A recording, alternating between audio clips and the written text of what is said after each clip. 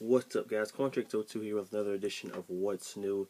Hell in a Cell 2014 is this Sunday, and I gotta say that I have not been watching the product as much as of late. I've skipped over a lot of things over the last week because it's just not, like I said in my previous videos, it just has not interested me. But I'm going to talk about the matches that I do care about on this card, and I will be watching the complete card, but I'm only going to discuss the 3 matches that matter to me on this card that I watched some of the build up for. I'm going to start with the Big Show versus Rusev. This whole thing up until this last Monday, I really haven't cared about it. It's really been the same kind of formula. The American guy comes out and protects America, that being Big Show. Before that being Henry, before that being Big E. Comes out, do some USA chants. Rusev comes out and crap all over America, and Lana talks about Vladimir Putin and all that good stuff. All that happens, and that's basically been the formula. But this Monday was pretty cool. I believe Rusev had won a match. I think he had beat Big E, and then after the match, Big Show was on the Titantron. And usually after Rusev matches, the Russian flag will come down, and then they'll stand there and you're in front of it. But this time, the Big Show put the American flag there, and Rusev was about to rip the American flag down. Just how Big Show did Big Show ripped the Russian flag down. I don't know how Russian people didn't get upset about that. I'm really surprised WWE would even do something like that, like disrespecting a country's flag. But whatever, he did pull it down, and he was about to do the same thing to the American flag. But a guy who I guess was supposed, I guess it was an actor or a wrestler who was dressed up as a somebody out of the military, came in there and tried to attack Rusev, and Rusev kicked him in the face. So basically, Rusev kicked a soldier in the face, and I was like, wow, they actually would go there too. That was pretty cool, actually. He did that. Richard came out, got really angry, and pissed, and said he's going to kick his ass. This Sunday, as far as the match goes, it's not going to be the greatest match ever in the world with 2 big guys like that, but Big Show is a great worker, and Rusev, I like what he does. I like his work. I like the moves that he does. And I think it's going to be very, very interesting because this is going to be the biggest person to date that Rusev has to face, and I don't think that Big Show will beat Rusev. I feel like they're still going to continue to push Rusev, but the thing is, how is he going to beat him? I really don't see him blocking in the accolade and beating him that way for some reason. And I really don't want them to go the route they did with Jack Swagger, where he passed out to the accolade. I don't want to see that again. We've already seen that by Swagger. So I don't know. Maybe this should be a time where Rusev shows some kind of weakness, in my opinion, and shows and chooses. And as much as I hate when WWE does it, 'cause they do it so much. But I feel that Rusev should win a cowardly way, either by count out or a roll up or something like that to beat Big Show. I feel like that should be the way he beats him, and or he can beat him with his super kick thing. But I don't see him tapping him out to the accolade. It'd be really awesome if he did, but I don't see that happening. But yeah, Rusev definitely for the win. Somehow, some way, Rusev will win this Sunday.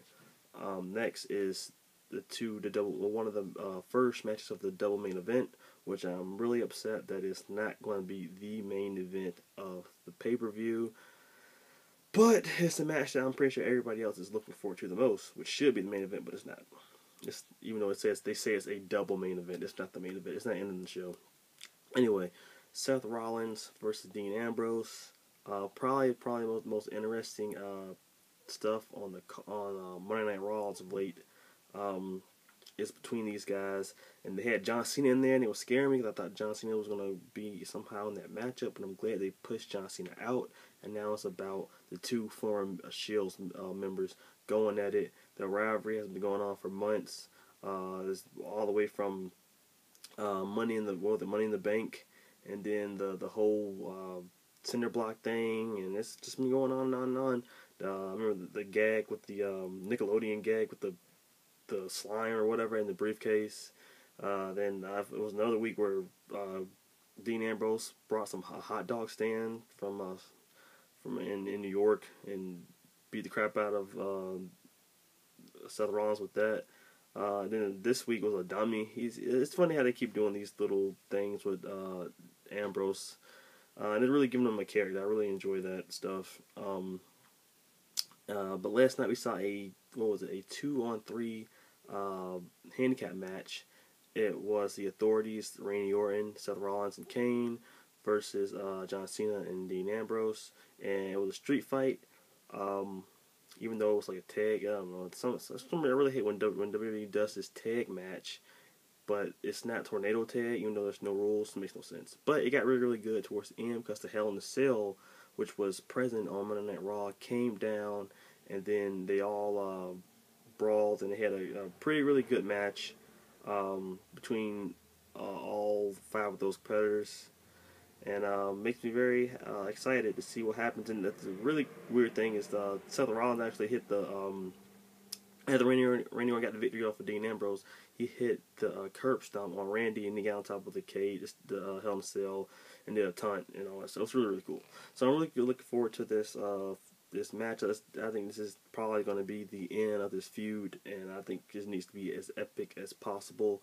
Dean Ambrose needs his win. Seth Rollins has gotten the upper hand over Dean Ambrose on many, many, many occasions, and it's finally time for Dean Ambrose to get that big victory over Seth Rollins. And it's going to be one hell of a match. It's going to be the match of the night. I'm calling it right now. And then the main event. Let's get to the main event. It'd be weird if I didn't talk about it, so I have to talk about it. It's John Cena versus Randy Orton for the 1,000th time in Hell in a Cell. This match, the only reason this match is happening, because they don't have anything else for these two to do. So to make a main event, they're going to put them together, and they're going to make it a number 1 contendership, and the winner